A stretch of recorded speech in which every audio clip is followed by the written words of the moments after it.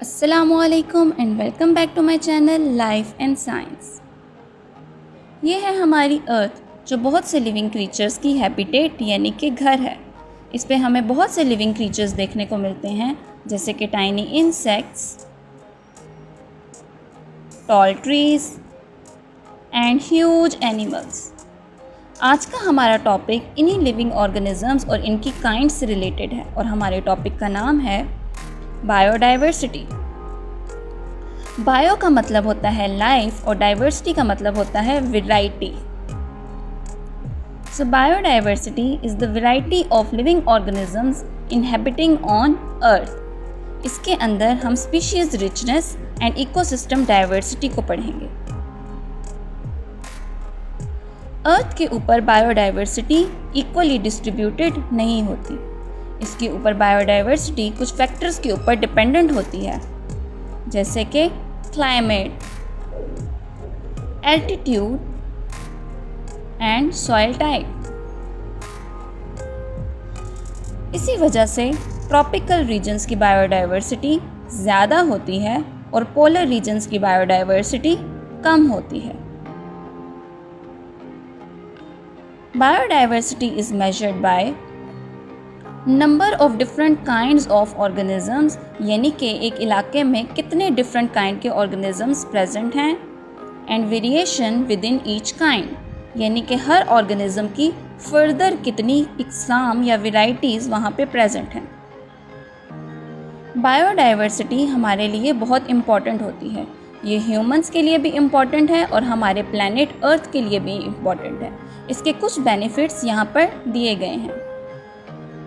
Ecosystem stability, climate regulation, natural resources and economic benefits. Ecosystem stability and resilience में biodiversity का एक बहुत बड़ा रोल है। इकोसिस्टम हमारी अर्थ का वो एरिया होता है जिसमें लिविंग ऑर्गेनिजम्स यानी कि biotic factors non living things यानी कि एबायोटिक फैक्टर्स के साथ इंटरेक्ट करते हैं। बायोडाइवर्सिटी केमिकल साइकिल्स में रोल प्ले करती है। केमिकल साइकिल्स वो साइकिल्स होते हैं जो कि न्यूट्रिएंट्स को हमारी इन्वायरमेंट में और ऑर्गेनिजम्स में सर्कुलेट करते हैं जैसे कि nitrogen cycle, carbon cycle and oxygen cycle. Climate regulation में बायोडाइवर्सिटी एक बहुत बड़ा रोल प्ले करती है। हमारी अर्थ के क्लाइमेट को मेंटेन रखने के लिए और बैलेंस रखने के लिए हमारी बायोडाइवर्सिटी का एक बहुत बड़ा रोल है। जैसे कि plants and algae carbon dioxide को अब्जॉर्ब करती हैं और हमारे अर्थ के टेम्परेचर को मेंटेन रखती हैं।